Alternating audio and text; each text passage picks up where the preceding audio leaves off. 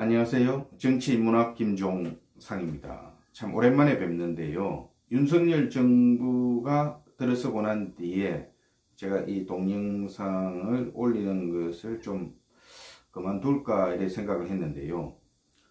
여러 가지 지금 혼돈스러운 정치 상황들이 계속되고 있어서 저도 몇 가지만 윤석열 대통령에게 훈수를 두는 차원에서 또 지금까지 일어났던 취임 이후의 초반 지금 국정 운영에 대한 거를 정리를 한번 하는 차원에서 몇 말씀 드리려고 합니다. 우선 보면요, 지금 취임하고 난 뒤에 이러든 저러든 처음에 장관들 임명 저는 잘했다고 봅니다. 제법 신중하게 하면서 지금 한동훈 법무부 장관 임명도 야당의 반대가 있었지만은 그러나 윤석열로 볼 때는 검찰 조직을 지난 정권을 여러 가지 정돈도 하고 정보 수집 뭐 등등 자기 세력 자기 사람들을 깔아야 하니까 그 기반으로 검찰 조직들이 등용이 되었는데요. 그 대표적인 케이스로 한동훈 장관까지 저는 뭐 잘했다고 봅니다. 그러고 난 뒤에도 지금 한번 보세요. 사실은 뭐 박진 외무부 장관도 듬직하고 또 추경호 경제부총리도 제가 볼 때는 잘하고 있다고 봅니다. 그리고 뭐 권영세 의원도 여러 가지 정치 감각을 포함해서 대북 남북 관계를 관장하는 통일부 장관도 그렇고 청와대 안보실도 보면 그 김태효입니까? 뭐 그런 분들 인상이나 저는 뭐 잘 됐다고 봅니다. 조금 문제가 되게 지금 행안부 장관 이상민 장관 하면서 좀 시끄럽기는 했는데요. 한동훈 장관까지 있었으니까. 그러나 문제는 교육부 복지부 장관을 임명하면서 이 장관 전체가 잘 이렇게 인선된 부분도 다 희석되면서 이게 블랙홀로 빠져들었다. 저는 이렇게 보고 있습니다. 그래서 뭐 장관은 뭐 그 정도 얘기하고 그러면은 윤석열 대통령을 조금 아마추어적인 이런 정치 경험이나 감각 또 행정부 전체에 대한 이런 부분에 대해서 좀 모르는 부분을 한덕수 총리가 상당 부분 커버링을 좀 해줘야 되는데요. 여러 가지 국정 경험도 많고 역대 정권들도 여러 정권들을 넘나들었고 그런데 조금 맛이 간 거 아닌가. 우리가 뭐 속된 말로 힘달가지가 좀 없다. 그래서 이 동력이 좀 상실됐다. 저는 이렇게 봅니다. 그래서 앞으로도 차기 총리까지도 지금 미리 좀 역동적인 그러면서 경험이 많은 뭐 보완할 수 있는 총리를 염두에는 두고 있어야 된다. 정말 대한민국에 총리감이 없구나 이런 생각을 하고요. 장관들 임명이 뭐 그런 대로 잘 되었는데요. 지금 복지부 교육부만 보완하고 나면은 그러나 하나는 이들이 팀워크를 잘 이루어야 하기 때문에 자주 만나야 한다. 국무회의 때 한번 만나는 거 말고 좀 유관기관들까지 해서 팀워크가 잘 살아나서 시너지를 이루어야 된다. 이 말씀을 첫 번째로 드립니다. 그 다음 두 번째는 대통령실인데요. 여기가 사달의 근거지다. 결국 대통령실이 대통령의 눈과 귀가 되고 뭐 이래 하니까 여기에 윤핵관들이 자기 사람들을 심으려고 여러 가지 지금 부작용이 일어났다. 저는 이렇게 봅니다. 처음에 경선 캠프에 있던 친이계들이 또 전부 다 우르륵 들어가는 거 아니냐 이렇게 하면서 서로 일종의 권력 다툼이 있었다고 보는데요. 결국은 윤핵관들이 어쨌든지 간에 측근들이니까 사람들을 갖다 놓는데 결국은 장제원 또 권성동 이들의 갈등도 초기에 살짝 비쳤지만은 이들의 갈등 또 윤핵관과 그 나머지 또 다른 친이계들 뭐 이의 갈등들 이렇게 해서 대통령실에 자격도 없고 경험이 없는 사람들이 우르륵 들어가서 판을 그르쳤다. 그래서 그 중심에 권성동 의원이 있었고 그러나 저러나 저는 이 대목에서 과거에 일어난 일은 어쩔 수 없고 지금도 공직기강 비서실에서 옥석을 가리는 작업을 하고 있다고 뭐 그렇게 들리는데요. 그러나 분명한 것은 윤석열 대통령이 중심을 잡아야 된다. 지금 골목대장이나 또 검찰 조직의 수장이 아닙니다. 대통령 자리거든요. 그렇기 때문에 이들 내 경선 때 도와주고 가깝고 뭐 의리를 지킨다.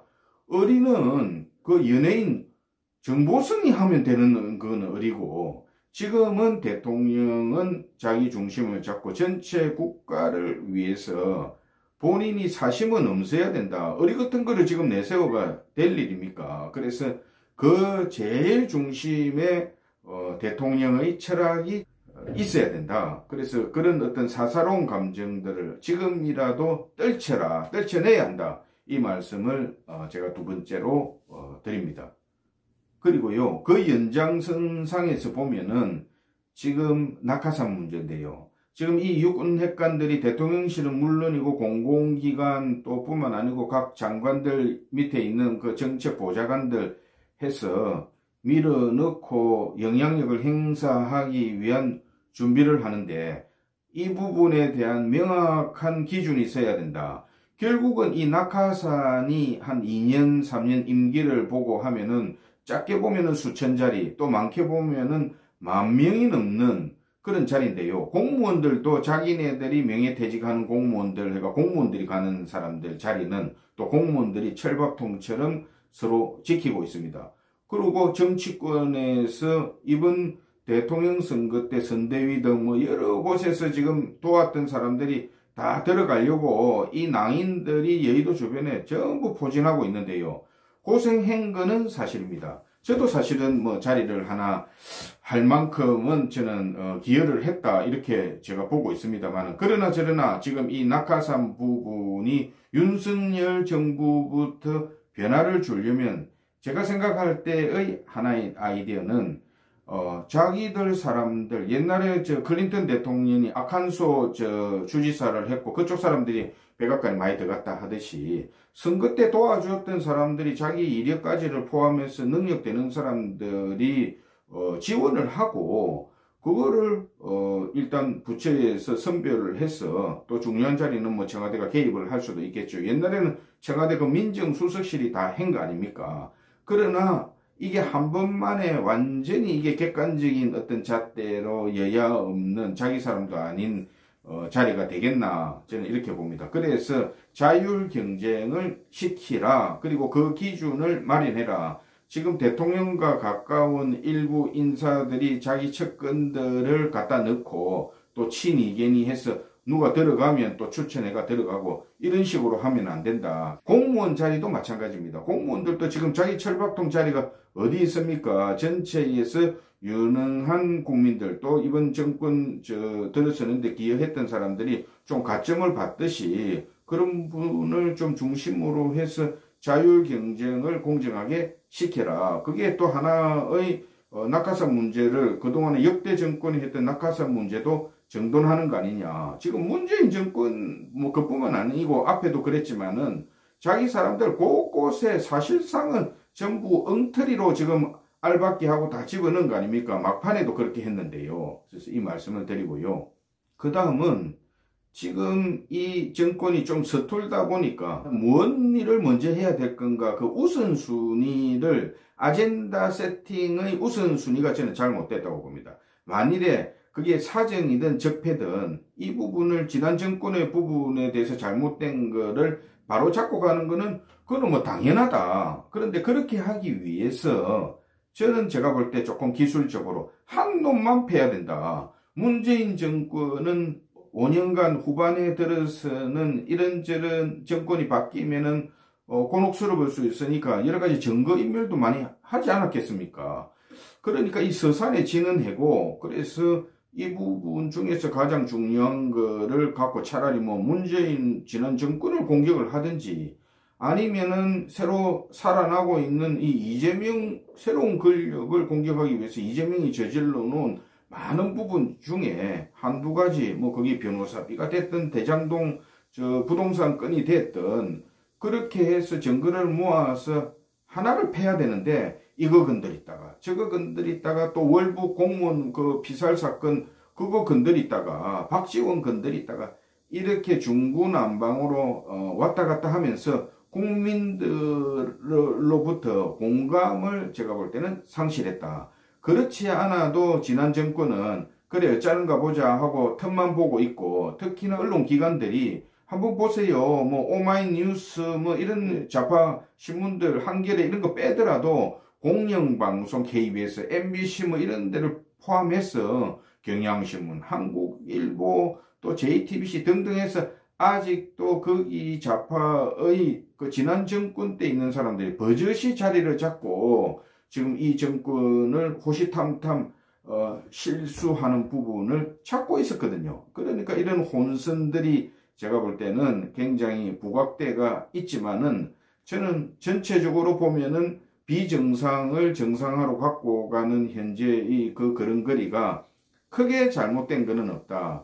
김건희 여사 부분이나 대통령실 인선 부분이나 인사 부분이나 이런 부분들에 사사가 개입되면 안 되거든요. 그래서 이런 부분이 공격을 받을 수 있는 빌미를 왜 주느냐. 적어도 다음 총선까지는 대통령을 중심으로 전체가 살얼음판을 걷듯이 해가 가야 된다. 그래서 총선 승리를 견인하는 거지. 이준석 속아내는 그게 되느냐. 그게 아마 윤핵관이나 이런 사람들이 이준석의 어떤 정치적인 성향이나 여러 가지 뭐 작업도 뭐 가만히 있지는 않을 거고 해서 이 대목에서 정리하려고 했던 모양인데요. 무리수를 좀 두었다. 저는 그렇게 봅니다. 여하튼 윤석열 정부가 들어서고서 초반에 지금 여러 가지 자충우돌, 뭐 수혜도 나고 경제 상황도 안 좋고 미국, 중국 해갖고 뭐 여러 가지 문제가 있는데, 이 모든 게 문재인 정부에서 다 저질러 놓은 거 아닙니까? 윤석열 대통령이 지난 정권이 이제 핑계는 하지 말자 이렇게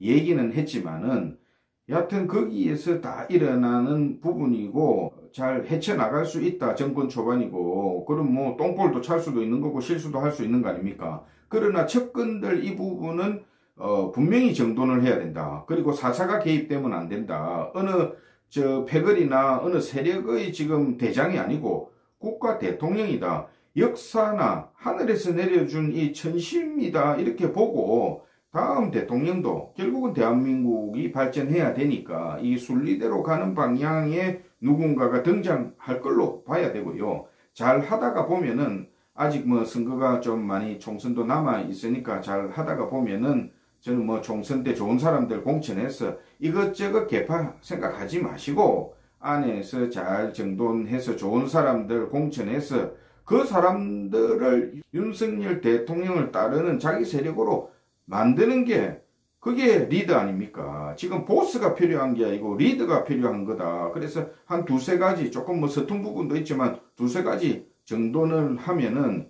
저는 뭐 초반에 있는 이런 뭐 갈등들, 지지도 이런 거 다 극복할 수 있다고 생각합니다. 그리고 지금 4차 산업혁명, 정부에서도 뭐 디지털 인재 100만 명 뭐 어쩌고 하는데요. 그것도 중요하지만 정치가 바뀌어야 된다.